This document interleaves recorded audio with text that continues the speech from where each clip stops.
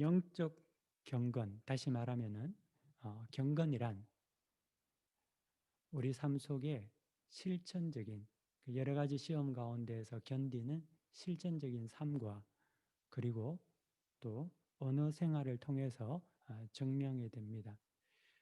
요한 사도는 요한 1서 2장 4절에서 이렇게 증거를 하는데요. 그를 아노라 하고 그의 계명을 지키지 아니하는 자는 거짓말하는 자요 진리가 그 속에 있지 아니하니라. 아멘. 예. 요한 사도는 그를 안다고 하면서 그의 계명을 지키지 않는 자는 그를 사랑하지 않는 자다라고 이렇게 분명하게 말해주고 있습니다. 바울도 로마서에 보면은요. 하나님 앞에서 율법을 듣는 자가 의인이 아니요 율법을 행하는 자라야 의롭다 하심을 얻으리니 라고 이렇게 말합니다. 바울이 누굽니까? 바울은 이신칭의를 전한 자가 아닙니까? 믿음으로 말미암아 구원을 얻는다를 증거한 그러한 사도였습니다. 그는 이 이신칭의의 진리를 증거하기 위해서 수많은 핍박을 받았던 그러한 사람입니다. 믿음으로 구원받는다. 율법이 아니라 믿음으로 구원받는다. 이 복음의 진리를 전가하기 위해서 수많은 핍박과 고난을 받았고 마침내는 형장의 이슬로 하나님 앞에 갖는 자가 사도 바울이었습니다. 근데 그 이신칭의를 증거한 바울도 로마서에서 어떻게 말하냐 하면은 하나님 앞에서 율법을 듣는 자가 의인이 아니요 율법을 행하는 자라야 의롭다라고 정확하게 분명하게 거듭 말하고 있다는 거죠. 그러므로 경건이란 참된 경건이라는 것은 시험을 견디는 실천적인 삶을 말합니다. 경건 생활이라는 것은 허황된 무엇인가가 아니라 듣고 끝나는 것이 아니라 실천적인 삶을 말하는 거죠. 또한 경건은 오늘 야고보 사도는 언어 생활에 대해서 말하고 있습니다. 그래서 참된 경건이라는 것은 시험을 견디는 실천적인 삶과 그리고 언어 생활에 있다는 거죠. 누구든지 경건하다라고 말하는 자, 또 경건하다고 칭함을 받는 자는 실천적인 삶과 또한 언어 생활에 분명한 하나님께서 나타나는 증명된 증거가 있어야 한다는 거죠. 인간은 감정적인 존재입니다. 여러분은 기쁨도 느끼고 슬픔도 느끼고 또 공포도 느끼기도 하고 여러 가지 감정들을 느낍니다. 저도 물론 그렇죠. 혹시 누군가가 그런 감정이 없다면 기쁨도 없고 슬픔도 없고 기쁨도 없고 공포도 없고 또 분노도 없고 이런 어떤 감정이 없는 자가 있다면 어떨 것 같습니까? 굉장히 그런 사람은 이상한 사람이 아닐까요? 좋은 일이 있는데 웃지 않는 거죠. 부모가 죽었는데도 울지 않는 겁니다. 아니, 어떠한 정말 다급한 일이 일어났는데 조용하게 그냥 있습니다. 감정이 없다면 그것은 굉장히 인간답지 않습니다. 그런 사람을 만난다면 저는 굉장히 불편할 것 같습니다. 여러분은 어떻습니까? 산에서 돛 닦는다고 하면서 조용하게 무슨 이야기를 하더라도 에헴, 어흠 하면서 그냥 무상무념하게 있는 사람, 그런 사람은 사실 그렇게 매력적이지는 않습니다. 사람답지 않기 때문이죠. 예수님께서 성경에 보면은 성전에 들어가셔서 하나님의 성전을 더럽히는 그 매매하는 사람들의 장사치들의 상을 뒤엎으시고 또 채찍을 만드셔서 동물들을 쫓아내셨습니다. 주님은 분노하셨죠. 주님 화내셨습니다. 그러므로 우리는 이 감정, 이 성내는 것, 이것을 선악 자체로 성을 내기 때문에 악하고 성을 내지 않기 때문에 선하고 라고 이렇게 쉽게 판단할 수는 없는 거죠. 이것을 단순하게 말할 수는 없는 겁니다. 왜냐하면 인간에게는 그러한 어떤 감정이 다 공유해 있기 때문이죠. 본성으로 하나님께서 우리에게는 그런 감정들을 주셨다는 겁니다. 문제는 그 감정의 근원이, 기원이 어디에서부터 나오는지가 굉장히 중요합니다. 그 감정의 기원이 어디에서 시작됐느냐에 따라서 그것은 거룩한 것이 되기도 하고 선이 되기도 하고 그것은 악이 되기도 하고 더러운 것이 되기도 한다는 겁니다. 야고보 사도는 오늘 우리 본문은 아닌데요. 4장 1절에서 이렇게 야고보는 말하고 있습니다. 너희 중에 싸움이 어디로부터 다툼이 어디로부터 나느냐? 너희 지체 중에서 싸우는 정욕으로부터 나는 것이 아니냐라고 말하고 있습니다. 그렇죠? 성냄, 분노, 이 모든 것들이 우리에게 잘못됐다라고 느끼는 그러한 이유는 그 모든 것들이 우리 지체 안에서 정욕으로부터 나타나기 때문에 그렇습니다. 그것이 대부분이기 때문에 그렇다는 거죠. 우리가 성질 내는 것, 우리가 분내는 것, 우리가 격노하는 모든 것들을 가만히 찾아보면 그 유심히 안에 들어가 보면 우리의 정욕에서 시작되었다는 겁니다. 본성적으로 원죄를 타고난 저와 여러분은 이러한 성냄으로 인해서 오늘 성경에서 말하는 하나님의 의를 이루지 못하는 경우가 너무나 많습니다. 사도가 말한 것 같이 그 모든 것이 우리 안에 있는 정욕에 의해서 정욕 때문에 나타나는 분노이기 때문에 그렇죠. 성내는 것이기 때문에 그렇습니다. 그러므로 좀 정리해서 보자면은 성내는 것이라는 것은 화를 내는 것은 사실 본성의 감정이기 때문에 가한 것이나 최대한 성을 낼 때 주의를 기울여야 한다는 거죠. 성내지 않고 성의 없이 분노 없이 살아가는 사람이 이 세상에 있을까요? 거의 찾아보지 못할 겁니다. 표출은 안 하겠죠. 하지만 속으로는 하지 않을까요? 감정을 숨길 수는 없는 거죠. 밖으로는 숨길 수 있는지 몰라도 자기 자신에게는 숨길 수 없는 겁니다. 야고보 사도는 오늘 성경에 보면은요, 그의 서신에서 그래서 성내지 말라라고 말하지 않고 성내기를 더디하라라고 이야기를 합니다.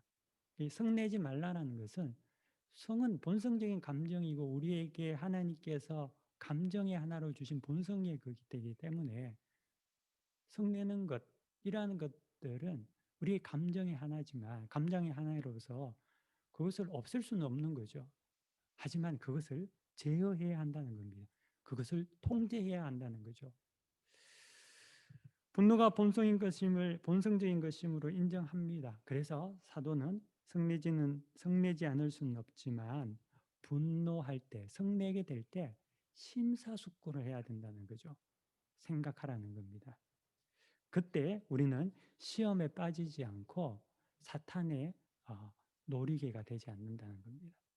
왜냐하면 우리의 정욕에서 나타나는 그러한 잘못된 감정의 분노들은 언제나 우리를 황폐하게 만들고 사단의 놀이개로 만드는 그러한 것이 되고 말기 때문이죠. 미국의 정치가였던 토마스 제퍼슨은 화가 날 때 세 가지 세어라고 했습니다. 너무 잘 아는 이야기죠. 근데 또 그는 이렇게 말합니다. 몹시 화가 나면은 10가지 세어라. 10가지 세어라고 그렇게 말했습니다. 근데 이 토마스 제퍼슨의 말을 듣고 나중에 이 마크 트웨인이라는 사람은 이것을 조금 수정을 했습니다. 마크 트웨인은 화가 날 때 세 가지 세우니까 그게 조절이 안 된다는 거죠. 막 화가 나니까. 그래서 그는 화가 나면 4가지 세워라. 하나 더 세워라는 거죠. 그리고 또 그는 이렇게 이야기합니다. 마크 트웨인은 정말 화가 나면, 몹시 화가 나면 100가지 세우는 것이 아니라 욕을 해라. 아예 욕을 해라. 라고 말을 했습니다. 어떻게 보면 마크 트웨인의 방법이 속은 후련하겠죠. 하여튼 그들이 이야기한 내용은 그렇게라도 해서 분노가 우리를 통제하지 못하도록, 분노에 휩싸이지 못하게 하기 위한 하나의 어떤 방법을 제시했는 것 같이 느껴집니다. 제가 대학 다니는 시절이었는데요. 대학교 도서관에서 겪은 일입니다. 도서관이 늘 이제 일반인들에게도 개방이 되어 있는 그런 어떤 일반 도서관, 대학 내에 있는 도서관이었는데요. 도서실이었는데, 항상 이제 개방을 했기 때문에 하루는 친구를 데리고 이제 같이 공부를 하러 이제 도서관에 간 겁니다.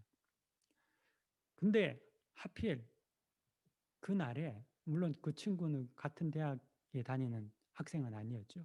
근데 하필이면 그 친구랑 같이 갔던 그 날에 도서관에서 학생증 검사를 하는 겁니다. 그러니까 같이 공부하러 왔는데 저는 들어갈 수 있는데 친구는 못 들어가게 되는 거죠. 그러니까 그것 때문에 그 검사하는 그 직원이랑, 그 직원이라기보다는 학생, 그런 어떤 담당하는 그런 어떤 사람이었죠. 하고 이제 시비가 붙게 된 겁니다. 왜 어제까지는 들어갔는데 왜 오늘 못 들어가게 하냐고 이런 이야기 나고, 또 그쪽은 또 나름 학교에서 방침인데 뭘 그런 이야기를 하면서 시비가 붙게 된 겁니다. 그래서 같이 서로 감정이 격해져서 아주 한번 제 해프닝을 벌인 적이 있습니다. 돌이켜 보면은 사실 아무것도 아니거든요. 뭐 들어가면 어떻고 못 들어가면 어떻습니까? 뭐 다른 데 가서 공부할 수도 있는 거고, 뭐 그날 공부 못하면 놀면 되는 거죠. 그런데 그때는 또 친구가 왔으니까 같이 왔는데 또 그게 안 되니까 이제 화가 난 겁니다. 그래서 그 순간을 참지 못한 거죠. 사람이 화를 안 낼 수는 없겠지만 이 성내는 것은 우리의 마음을 황폐하게 만듭니다. 왜 성경은 성내기를 더디하라라고 하냐면은 화를 안 내면 얼마나 좋겠습니까? 하지만 화가 나거든요. 화가 난단 말이죠. 여러분도 화날 때 있지 않습니까? 근데 화내는 것, 성내는 것이 우리의 마음을 황폐하게 만든다는 겁니다. 우리의 마음을 파괴한다는 거죠. 또 우리의 마음만 파괴하는 것이 아니라 화를 내게 되면은 믿는 자는 100% 모두가 하나님과의 관계가 어색해집니다. 성질 부리고 난동 부리고 지 하고 싶은 대로 다 하고 소리 지르고 나면은 믿는 자는 반드시 하나님과 관계 속에서 끌어집니다. 내가 이거 무슨 짓을 했나? 하나님 앞에 부끄럽고 하나님 앞에 죄인으로서 자기 자신을 느껴지고 또 보여지게 된다는 거죠. 또한 화를 내게 되면은요, 상대에 대한 미움이 삭턱이 됩니다. 그래서 미움만 삭트는 것이 아니라 화를 내면 보복하고 싶어집니다. 응당한 대가를, 뭔가를 지불하고 싶은 거죠. 그게 뭐 소심한 보복을 하든지 아니 대법한 뭐 그러다 타격을 주든지 간에 어땠든지 간에 상대에 대한 미움을 갖게 된다는 거죠. 하지만 주님은 우리에게 사랑하라고 하셨거든요. 이 때문에 사람이 화를 내게 되면은 먼저는 우리 자신이 황폐해지고 하나님과의 관계가 파괴되고 그리고 사람에 대한 미움과 보복의 마음이 생기기 때문에 화를 절제해야 되고 될 수 있으면은 화를 내지 않도록 통제하고 더디내어야 한다는 거죠. 솔로몬은요, 화내기를 노하기를 더디하는 것이 사람의 슬기요라고 잠언에서 말했습니다. 노하기를 더디하는 것이 슬기다, 지혜라고 이야기하고 있죠. 또 노하기를 더디하는 자는 용사보다 낫다라고 잠언에서 솔로몬은 말하고 있습니다. 여러분 전쟁에서의 한 사람의 용사 장군이 얼마나 위대하신 줄 여러분 아시죠? 뭐 이순신 장군 이런 한 사람만 있어도 전쟁이 나라의 운명이 달라지는 것 아닙니까? 그런데 그 위대한 장군들도 용사들도 전쟁에 나가서 평정심을 잃어버리면, 화내기 시작하면, 분노하기 시작하면, 자기의 감정을 조절하지 못하면 전쟁에서 지게 되는 거죠. 그래서 노하기를 더디하는 자는 용사보다 낫다라고 말하고 있는 겁니다. 하지만 또한 잠언에 보니까요, 미련한 자는 분노를 당장에 나타낸다라고 말하고 있습니다. 예, 어리석은 사람은 참는 게 없다는 거죠. 즉각적으로 반응하는 겁니다. 성질 나면 나는 대로 다 쏟아내는 거죠. 분노를 통제하지 못하고 노하기를 더디할 수 없습니다. 그렇기 때문에 그러한 자는 어리석은 자가 되는 거죠. 여러분 지난 주간에 어떻게 지내셨습니까? 혹시 여러분들 화가 난 적은 없습니까? 막 성질이 막 속에서 막 올라오고 이런 적이 없습니까? 오늘 하나님께서 주시는 말씀을 통해서 여러분 속에 있는 그 분노 그리고 화냄, 성냄이 다 통제되기를 원합니다. 말씀에 순종하는 여러분 되기를 간절히 바랍니다. 화를 잘 내는 사람과 함께 있으면은요, 화도 옮게 됩니다. 자신도 덩달아서 분노의 사람이 되는 거죠. 그러므로 여러분 주변의 사람들 중에 화를 잘 내는 사람, 성질 부리는 사람이 있다면 여러분 경계해야 합니다. 주의해야 된다는 거죠. 여러분 자식들이 잠깐만 성질 내거나 짜증 낸다면은 교육시켜야 됩니다. 가르쳐야 됩니다. 그냥 아이 뭐 나중에 크면 달라지겠지. 천만에요. 절대 안 달라집니다. 3살 버릇 8 가는 거죠. 화내는 것, 성질 부리는 것은 통제되어야 되고 가르쳐야 할 내용이라는 겁니다. 짜증은 분노의 전 단계죠. 분노의 씨앗입니다. 그러므로 짜증을 잘 내는 사람, 성격적으로 민감한 사람들이 있습니다. 이 뭔가 이제 자기 어떤 성격이 민감하고 또 뭔가가 딱 이렇게 맞게 이제 돼야지만이 뭐 마음의 평안함이 오고 이런 사람들 있지 않습니까? 또는 작은 사소한 일에도 자꾸만 이제 곱씹는 그런 어떤 성격의 소유자들, 천성적으로 그런 어떤 사람들이 있다는 거죠. 근데 그러한 사람들은 자기 자신이 가지고 있는 그런 어떤 짜증, 그런 어떤 마음속에 어서 올라오는 어떤 분노의 감정들을 약점으로 알고 이것을 잘 하나님 앞에서 통제할 수 있도록 훈련하고 또 기도해야 한다는 겁니다.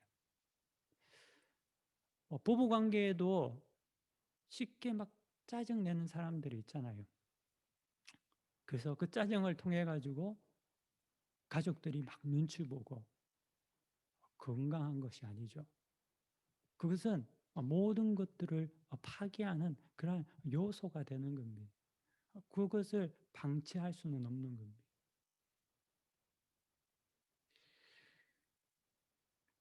열등감, 피해의식 또는 욕심이 많은 자는 쉽게 화를 내죠.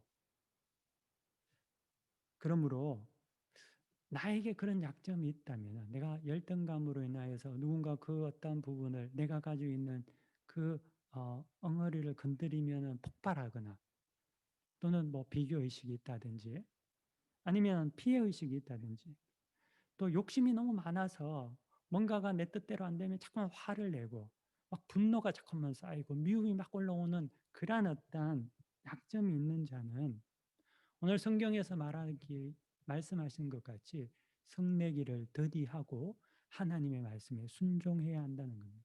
자기 약점을 간파하고 하나님 앞에 기도와 말씀으로 자기 자신을 변화시켜야 합니다. 이것만이 우리가 분노와 그런 어떤 성냄에서 노예가 되지 않는 사단의 놀이기가 되지 않는 그러한 방법입니다.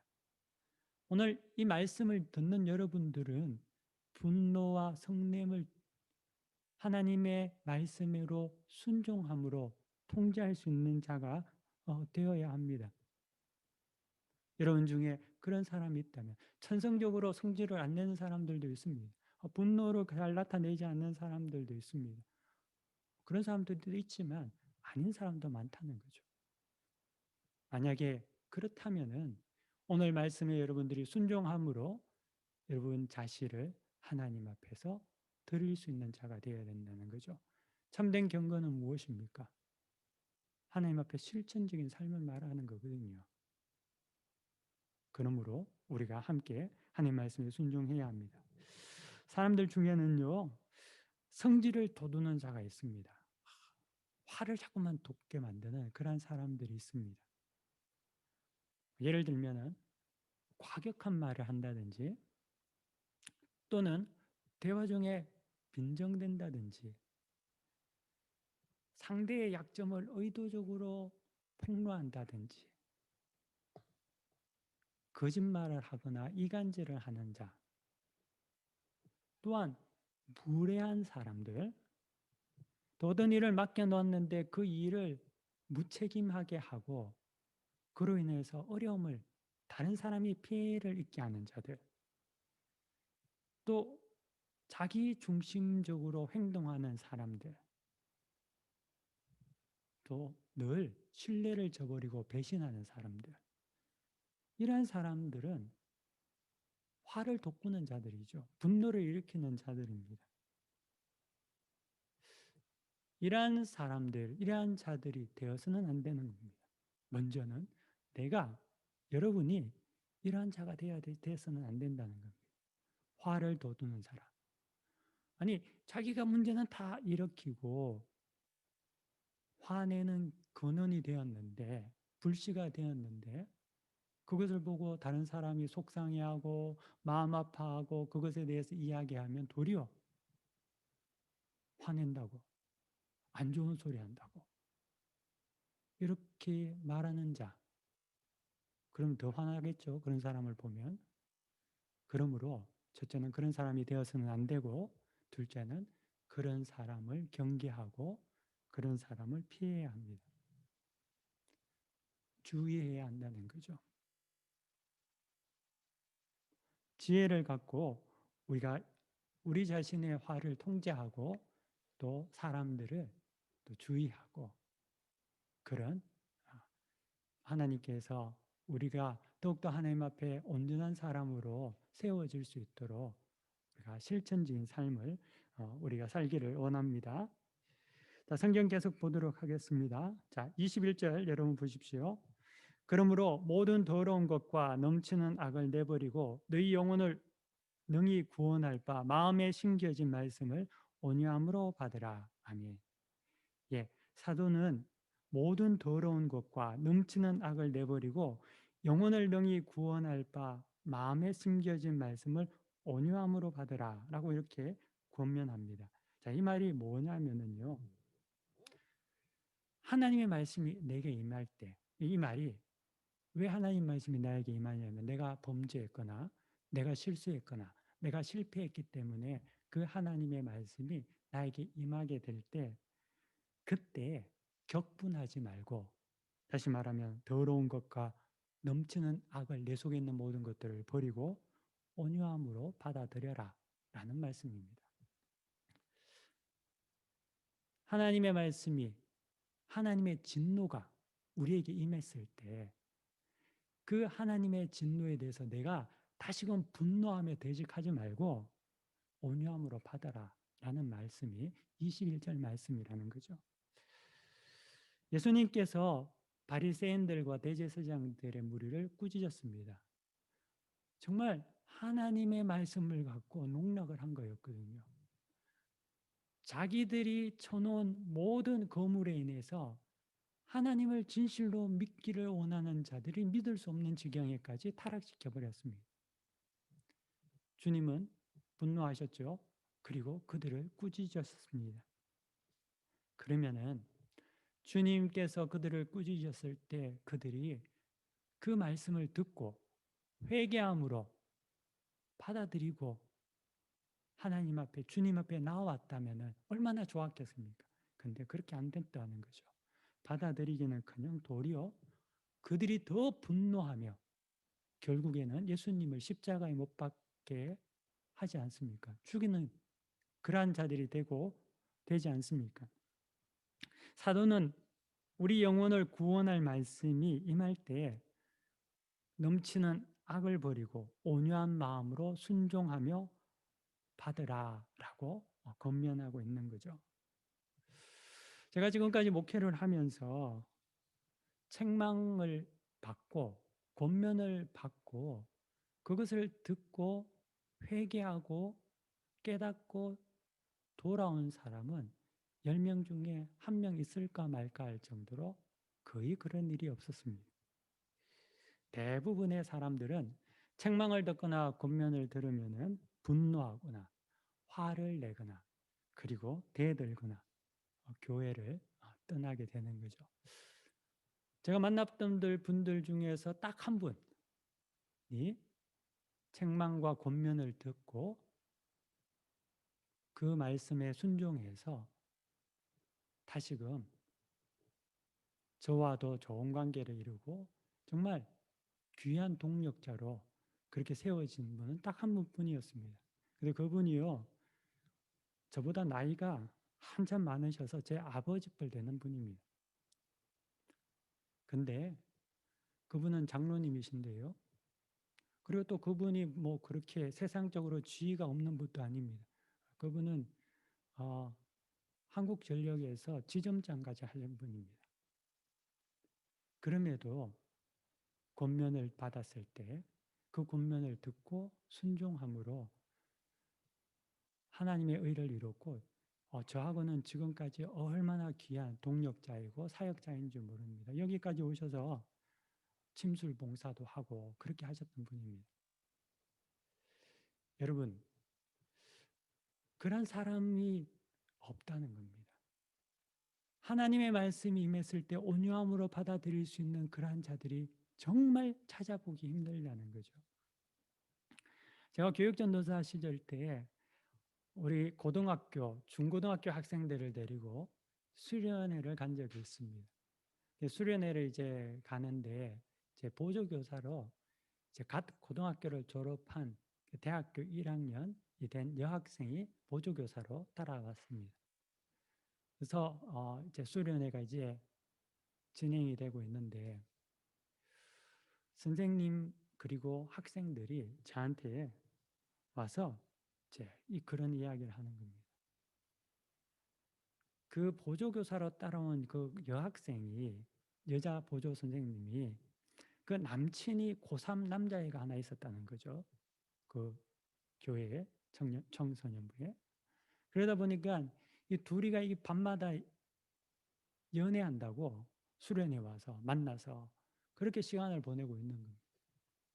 또한 이제 그러다 보니까 이게 아이들 눈에 띄고 또 선생님도 그것을 알게 되고 저한테까지 이제 귀에 들어온 겁니다. 그래서 저에게 요청을 합니다. 어떻게 좀 이렇게 해야 되지 않겠냐고. 그래서 둘이를 불러서 이제 책망을 했죠. 고3 하나, 대학교 1학년, 이제 뭐 대학교 1학년이 됐으니까 뭐 어린 아이죠. 그래서 그렇게 하면 안 된다고 제 수련회는 또 은혜롭게 모든 사람들이 기도하고 또 덕이 되어야 되는데 네가 교사인데 교사로 따라갔으면 보조교사인데 그러면서 이제 책망을 한 겁니다. 그러면은 교육자가 그 정도 이야기를 하면은 잘 이해를 하고 이제 그 수련회 기간 동안 보내면 될 텐데 그렇지 않더라니까요. 그 이야기를 듣고 얼마나 되어들고 또 자기의 어떤 행위에 대해서 전혀 반성할 기미는 하나도 없던 겁니다. 자기 자신의 어떤 잘못이 폭로되고 또 그것에 대해서 책망받는다는 것에는 부끄럽고 창피해서 숨기고 싶은 마음은 있지만 회개하거나 반성할 기미는 전혀 없는 거죠. 하나님의 의가 사람의 성냄으로 인해서 이루어지지 못하게 되는 겁니다. 그게 안타까운 거죠. 여기서 우리가 한 가지 혼돈해서는 안 되는 게 있습니다. 사람이 성내는 것은 하나님의 의를 이루지 못하죠. 그건 전혀 하나님의 의를 이룰 수가 없습니다. 반면에 하나님께서 성내시면은 하나님의 의를 이루는 거죠. 하나님께서 진노하는 것은 하나님의 공의입니다. 이것을 혼돈하지 말아야 한다는 거죠. 성낸다고 해서 다 불의가 되는 것은 아니라는 거죠. 이스라엘이 죄를 짓고 바알과 아세라를 섬기며 정말 가난한 자를 억압하고 그런 어떤 타락의 길에 접어들었을 때 하나님께서는 선지자를 보내셔서 진노하셨습니다. 책망하셨습니다. 근데 선지자가 이스라엘에게 말한 그 책망은 지 마음대로 지 성질 부리는 게 아니었다는 거죠. 선지자가 이스라엘에게 선포한 그 책망은 하나님의 진노였고 회개의 촉구였다는 겁니다. 돌아오라는 거죠. 그런데 이스라엘은 선지자의 말을 듣지 않고 선지자가 성질낸다고 말하는 거죠. 하나님께서 성내실 때는 그 말씀을 듣고 온유함으로 받아들이면은 하나님의 의를 이루는 겁니다. 사람이 성내는 것은 하나님의 의를 이루지 못합니다. 하지만 하나님이 성내시는 것은 하나님의 진노는 의를 이룹니다. 사랑하는 자그레브 한인교회 성도 여러분, 여러분 이것을 분별하셔야 합니다. 그 화내는 것이 자신의 정욕에 의한 것인지 아니면 그 성냄이 하나님의 공의를 통한 진노인지 하나님의 책망인지를 분별해야 한다는 거죠. 이것을 모르면은 분별하지 못하면은 모든 게 다 성질 부린다고 하면서 하나도 들을 수가 없는 거죠. 하나님의 진노를 마치 사람의 정욕의 어떤 분노로 치부해 버린다는 거죠. 그러면 들을 수가 없는 겁니다. 하나님의 말씀이 귀에 안 들어온 거죠. 이사야는 그런 자들에 대해서 이렇게 말했습니다. 이사야 5장 20절에 보니까요. 악을 선하다 하며 선을 악하다 하며 흑암으로 광명을 삼으며 광명으로 흑암을 삼으며 쓴 것으로 단 것을 삼으며 단 것으로 쓴 것을 삼는 자들은 화 있을진저. 예. 하나님의 진노를 사람의 진노라고 우기고 사람이 성질 부리는 것을 하나님의 진노라고 말하고 악을 선으로 선을 악으로 흑암을 광명으로 광명을 흑암으로 쓴 것을 단 것으로 단 것을 쓴 것으로 다 바꿔버렸다는 것이. 그러한 자들에게 하나님의 화가 있을 거다라고 이사야는 말하고 있습니다. 하나님의 징계를 온유함으로 받아들여야 하는데 도리어 선지자가 성질 부린다고 화낸다고 멸시하며 죽여버렸다는 거죠. 지혜로운 자들이 되시기를 바랍니다. 분별하십시오. 사람이 성내는 건지 자기의 정욕에 따라서 성질을 부리는 것은 우리는 통제해야 되죠. 숙고해야 하는 겁니다. 하지만 하나님께서 분노하실 때 우리의 죄로 말미암아 하나님께서 진노하실 때는 온전한 마음으로 순종해야 합니다. 사람이 성내는 것은 하나님의 의를 이룰 수 없지만 하나님께서 성내실 때에는 온유함으로 받아들여야 합니다. 모든 더러움과 사악함을 버리고 온유함으로 회개하고 받을 때 그때만이 여러분들에게 소망이 있는 겁니다. 성질이 강한 어떤 교인이 있었습니다. 교회의 어떠한 영적인 분위기를 깨뜨리고 질서를 또 이렇게 흩뜨리는 것 같아서 책망을 했죠. 근데 아니나 뭐 열 중에 9이 그러하듯이 또 그 책망을 듣고 붕괴하고 화를 냅니다. 그리고 받아들일 수가 없는 거죠. 하나님의 책망과 사람의 책망을 구분을 못하는 거죠. 그러므로 말미암아 영적인 진보가 없는 겁니다. 잘하지 못하는 거죠. 하나님의 말씀을 구분을 못하는 겁니다. 성내기를 더디합시다. 책망받는 것도 은혜며 듣고 깨닫는 것도 은혜입니다. 말씀을 듣는 여러분 모두가 더러운 것과 모든 악함을 넘치는 악을 다 내버리고 우리를 구원할 바 마음에 주어진 그 말씀을 온전히 받아들이는, 온유함으로 받아들이는 그러한 성도가 되어야 할 줄 믿습니다. 그때만이 성장하는 거죠. 우리는 죄인이기 때문에 죄를 떠나서 살 수가 없습니다. 여러분 지난 주간에 죄 안 지었습니까? 마음속에, 그리고 또 하나님께서 원하지 않는 모든 어떤 그러한 모습 여러분들에게 분명히 있지 않았을 거 아닙니까? 우리가 순결하고 정결하게 산다 하더라도 우리의 심령 속은 우리에게 증거합니다. 우리가 하나님 앞에 온전하게 살지 못했다는 것을 계속 말합니다. 그러므로 하나님의 책망이, 하나님의 말씀이 우리에게 떠날 수가 없는 거죠. 하지만 그 책망을 온유함으로 받아들이면 큰 진보가 있습니다.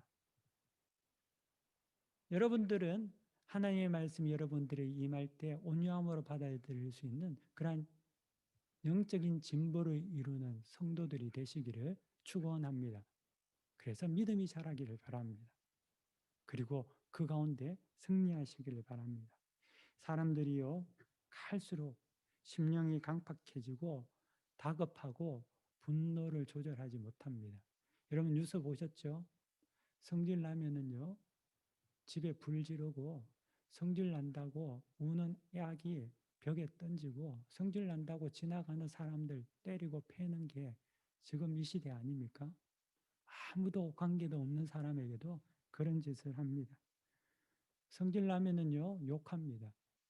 성질 나면 눈에 보이는 게 없습니다. 아내도 때리고 자식도 때리고. 왜 그렇습니까? 말씀에 순종하지 않기 때문에 그렇습니다. 하나님을 모르기 때문에 그렇죠. 하나님의 말씀을 알면은 변화되고 그러한 어떤 가능성이라도 있는데 하나님을 모르고 하나님의 말씀에 순종할 그러한 어떤 태도 자체가 없기 때문에 또 알아도 귓등으로 듣고 다 그냥 지나쳐 버리기 때문에 그 굴레에서, 사단의 노예에서 벗어날 수가 없는 거죠. 하지만 성경은 우리에게 말합니다. 하나님의 말씀이 임할 때 우리가 그것을 온유하게 받아들이면, 성질 부리지 말고 화내지 말고 받아들이면 진보가 있습니다. 가정이 화평해집니다. 여러분 주변이 은혜로워집니다. 사회가 안정적으로 바뀌게 되는 거죠. 성도는 모름지기 하나님이 말씀하실 때 모든 더럽고 넘치는 악을 다 버리고 온유함으로 순종하는 것입니다. 이것이 우리의 태도가 되어야 될 줄 믿습니다. 성경 26절 여러분 보시기 바랍니다. 누구든지 스스로 경건하다 생각하며 자기 혀를 제각 물리지 아니하고 자기 마음을 속이면 이 사람의 경건은 헛된 것이라. 경건하다 생각하며 자기 혀를 제갈 물리지 않는 자, 그러한 사람은 누구일까요? 그러한 자는 자기 확신에 차서 자기 주장을 말하는 사람입니다.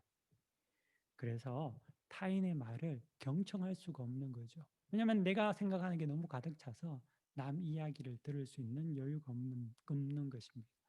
아니, 남의 이야기를 또 못 들을 뿐만 아니라 하나님의 말씀은 더욱더 못 듣게 되는 거죠. 근데 여러분 아십니까? 하나님의 말씀을 잘 듣는 사람은 사람의 말도 잘 듣습니다. 사람의 말을 잘 듣는 사람은 하나님의 말씀도 잘 듣습니다. 연결이 되어 있다는 거죠. 사도는 듣기는 속히 하고 말하기는 더디하라고 했습니다. 경건한 자는 말을 많이 하는 자, 자기 확신에 차서 자기 이야기를 하는 자가 아니라 듣는 자다라고 말하고 있는 거죠. 여러분 사람과 대화하다 보면은요, 자기의 이야기만 계속 이야기하는 사람이 있습니다. 상대 이야기는 잘 듣지 않고 자기 이야기만 계속하고 또 이야기를 하면서 지지 않으려고 하는 사람이 있죠. 말을 통해서 기싸움을 하는 거죠. 말을 하는데 말이 그냥 자연스럽고 소통의 어떤 그런 어떤 대화의 장이 아니라 기싸움과 같은 긴장감을 자꾸만 조성하는 그러한 어떤 그런 사람들도 있습니다.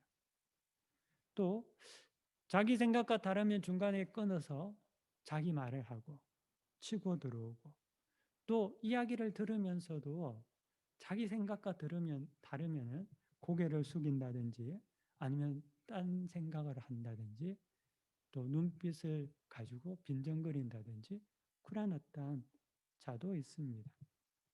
그런데 경청하지 못하는 사람, 잘 듣지 못하는 자는 아무리 종교적인 의식을 잘 거행한다 하더라도 그는 경건한 자가 아니라는 겁니다. 여러분, 예배 잘 드리고 봉사 많이 하고 헌금 잘하고 또 뭐 잘하고 전도 잘하고 다 잘한다 하더라도, 뭔가 열심히 많이 한다 하더라도 사람의 말, 하나님의 말씀을 잘 경청하지 못하는 자는 경건한 자가 아니라는 거죠. 자기 세상에 빠져 사는 사람이라는 겁니다. 자기 세상에 빠져 살아가는 사람도 세상적으로 성공할 수 있습니다. 하지만 성숙한 사람은 아닌 거죠. 영적인 사람은 아니라는 겁니다. 경건한 사람은 아니라는 겁니다. 여러분, 혼돈하지 말아야 될 것이, 우리는 영의 세계, 영원한 생명을 믿습니다. 세상의 어떤 것을 이야기하는 것이 아닙니다. 세상에서 잘 먹고 세상에서 잘 나가기 위해서는 자기 생각대로 살면 되죠. 내 마음대로 살면 되는 겁니다. 그렇게 해서도 성공한 사람 많죠. 하지만 세상이 아니라 영원한 생명을 가진 우리는 남의 이야기를 경청하고 또 하나님의 말씀을 잘 듣는 자들입니다. 그러한 자들이 영적으로 영원한 생명을 가지고 있는 자임을 나타낸다는 거죠. 교회 안팎에서요, 경건하지 못한 사람들은 되게 말이 많습니다. 혀를 제어하지 않습니다. 그래서 말이 나는 곳, 말이 모이는 곳, 마을 입구에 뭐 주막과 같거나 선술집과 같은 곳, 항상 주변에 말이 맴도는 그러한 곳은 경계가 필요한 거죠. 주의가 필요한 거죠. 모인 곳에 예수 그리스도의 이름이 나타나고, 모인 곳에 기도가 있고, 모인 곳에 말씀이 있고, 모인 곳에 서로를 위해서 중보하는 역사가 일어난다면 그곳은 천국이죠. 하지만 교회 안에 있든지 밖에 있든지 간에 모이는 말만 무성한 곳, 그것은 경건한 사람이 아니라는 것. 성경에서 말하는 경건한 자는 아니라는 겁니다. 성경 27절 여러분 보도록 하겠습니다. 하나님 앞에서 정결하고 더러움이 없는 경건은 곧 고아와 과부를 그 환난 중에 돌보고 또 자기를 지켜 새 속에 물들지 아니하는 그것이니라. 아멘. 예, 경건은요 실천입니다. 고아와 과부를 환난 중에 돌보는 행위, 그리고 자기를 지켜 새 속에 물들지 않게 하는 행위가 경건이라는 거죠. 경건은 산 깊은 곳에서 돌을 닦는 것, 수도원에 있는 것을 경건이라고 말하지 않습니다. 경건이라는 것은 실천하는 삶을 말하고 있는 거죠. 그래서 사도는 이 경건에 대해서 정의하면서 실천적인 행위와 더불어 새 속에 물들지 아니하는 것이라고 말하고 있습니다. 자, 근데 여기서 우리가 생각해 봐야 될 것은 새 속에 물들지 않는 것이라는 게 뭘까? 어떤 의미인가요? 이것은 예를 들면 이런 거죠. 제가 좋은 일을 많이 합니다. 봉사를 많이 하는 사람입니다. 그런데 제가 어디 가서 많이 돕고 봉사도 하고 사람들에게 칭찬도 듣고 많은 것을 하는데 하나님하고 관계가 되어 있지 않습니다. 하나님과 연결이 되어 있지 않다는 거죠. 선한 행위가 하나님과 연결되어 있지 않는 것, 이것은 참된 경건이 아니라는 겁니다. 왜 그렇습니까? 왜 좋은 일 많이 하고 선한 일 많이 하고 많이 돕고 세상에서 칭찬받는데 하나님하고 연결되지 않으면 그것이 경건하다고 말할 수 없는 걸까요? 그 이유는 다름이 아니라 이 세상은 속히 사라질 것이기 때문에 그렇습니다. 가난도, 고통도, 슬픔도, 애환도, 이 땅의 모든 부귀영화도 한순간에 다 사라져 버릴 것입니다. 투자는 영원한 것에 투자해야죠. 쓰고 없어질 것, 그냥 다 없어질 것, 부도 날 사업에, 회사에 돈을 투자한다면 그것만큼 어리석고 바보가 어디 있겠습니까? 여러분, 돼지에게 진주를 던지는 사람이 있겠습니까? 없죠. 없는 겁니다. 우리가 하는 모든 거룩하고 선한 일들은 사라질 세상을 위해서 하는 것이 아닙니다. 우리의 모든 행위는 영원한 생명, 영생을 위해서 하는 것이죠. 만약에 그렇게 하지 않는다면 그것은 아무 의미 없는 거죠. 그렇기 때문에 경건은 반드시 하나님과 연결이 되어 있어야 합니다. 관계되어 있어야 한다는 거죠. 경계가 모호해서는 안 된다는 겁니다. 저는 종종 자칭 신자라고 하는 사람들을 의심할 때가 있습니다. 왜냐하면 그들은 세상에 칭찬받고 사랑받고 인정받습니다. 그리고 또한 많은 일들을 합니다. 많은 섬김을 하고 봉사를 합니다. 그런데 그 모든 것들이 하나님과는 연결되어 있지 않다는 거죠. 그들은 세상에서 사랑받지만 그것으로 끝나버린다는 거죠. 그들은 그 모든 행위를 통해서 하나님의 이름을 나타내지 않습니다. 도리어 하나님을 숨기죠. 들킬까 겁내한다는 거죠. 그것은 하나님과 관계없는 겁니다. 그들은 경계가 모호한 자들입니다. 그래서 참신자인지 의심하지 않을 수 없다는 거죠. 여러분이 그리스도인들이라면은 모든 삶과 실천이 영원한 삶과 연결이 되어 있어야 합니다. 여러분이 아침에 일어나서 숟가락을 떠서 밥을 먹는 그 순간부터 잠자는 그 순간까지 여러분의 모든 행위와 삶이 하나님과 연결되어 있어야지만이 경건한 삶이 되는 거죠. 여러분들이 행하는 모든 삶의 어떤 실천들이 하나님과 연결되어 있지 않다면은 그것은 경건한 것이 아닙니다. 그것은 자기 상을 받는 거죠. 자기의 상을 원하는 사람, 자기를 나타내기를 원하는 사람은 자기 칭찬받으면 되는 겁니다. 세상의 상을 받기를 원하는 사람, 세상의 상을 받으면 되는 거죠. 하지만 하나님과 연결되어 있지 않으면 그들은 하나님의 상은 받지 못하는 거 아니겠습니까? 그러므로 사도는 경건은 세속에 물들지 않은 영원한 생명과 연결된 실천적인 삶이라고 한다는 거죠. 세속에 물들지 않는다는 말이 그런 것이라는 거죠. 하나님과 관계가 없지 않다는 겁니다. 관계가 되어야 한다는 거죠. 사랑하는 자그레바 하나님께 성도 여러분, 여러분들이 오늘 하나님의 말씀을 통해서 하나님께서 여러분들에게 주시는 마음의 씨앗들을 잘 자라나게 하시는 여러분들 되시기를 간절히 축원합니다. 다 함께 기도하겠습니다. 존귀하신 하나님 감사합니다. 오늘 하나님께서 우리에게 주신 말씀을 우리 마음에 잘 새기고 또 마음에 받아들이게 하게 하여 주옵시고 또 이 말씀이 한 주간의 생명의 양식이 되어서 우리의 삶을 윤택하게 하여 주옵소서. 모든 것을 주님께 의탁하며 예수 그리스도 이름으로 기도 올려드립니다. 아멘.